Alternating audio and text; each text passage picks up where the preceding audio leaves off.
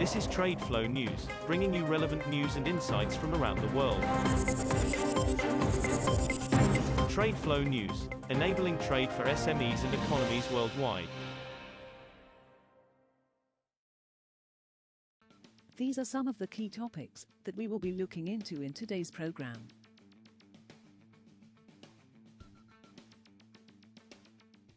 First, let's take a look at the overnight headlines which are impacting the commodity markets. A Chinese logistics firm has emerged as a central player in the supply of sanctioned oil from Iran and Venezuela, even after it was blacklisted by Washington 2 years ago for handling Iranian crude, 7 sources with knowledge of the deals told Reuters. The more prominent role of China Concord Petroleum Company, also known as CCPC, and its expansion into trading with Venezuela, have not previously been reported and highlight the limitations of Washington's system of restrictions, analysts say.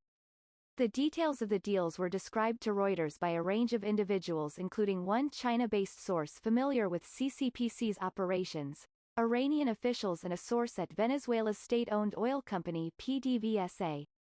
India has decided to commercialize half of its current strategic petroleum reserves, SPRs, as the nation looks to enhance private participation in the building of new storage facilities, 2 government sources told Reuters on Thursday.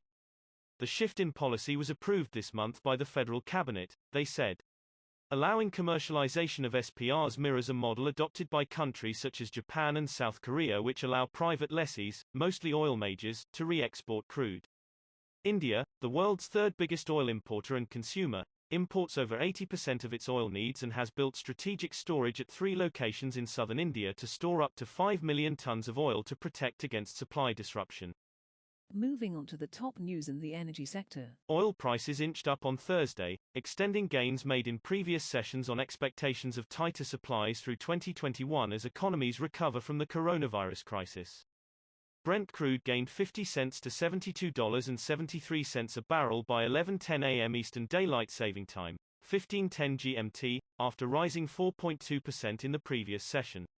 U.S. West Texas Intermediate (WTI) crude added 40 cents to $70.70 a barrel, after gaining 4.6% on Wednesday. Some soft spots have emerged in the oil demand recovery, but this is unlikely to change the outlook fundamentally, Morgan Stanley said in a note. Israel's largest refining and petrochemicals group, Oil Refineries, said on Thursday it would invest $1.5 billion to become a cleaner energy company as it faces a government push to shut down more polluting factories. Israel has proposed shutting a major industrial zone in the coastal city of Haifa that health officials say has been hazardous for years and turning it into an eco-friendly commercial and residential hub. The country would in turn rely more heavily on imports. No final decision has been made. Haifa-based Oil Refineries, which controls about 2/3 of the domestic fuel market, has opposed the move. But the company's new 10-year plan seems to bring it more in line with the government's vision. Next, we have the top news in metal markets. Gold prices were subdued on Thursday as stocks marched higher and U.S. bond yields firmed, overshadowing a dovish European Central Bank policy outlook and a softer dollar. Spot gold fell 0.1% to $1,802.31 per ounce by 10:28 a.m. Eastern Daylight Saving Time, 14:28 GMT. U.S. gold futures were flat at $1,803.40. Benchmark Treasury yields rebounded to a near 1-week high and stocks extended their recovery as fears over the economic impact of the Delta COVID-19 variant ebbed, denting the appeal of safe haven gold. Copper prices gained on Thursday, buoyed by a softer dollar, dwindling inventories and a revived risk appetite.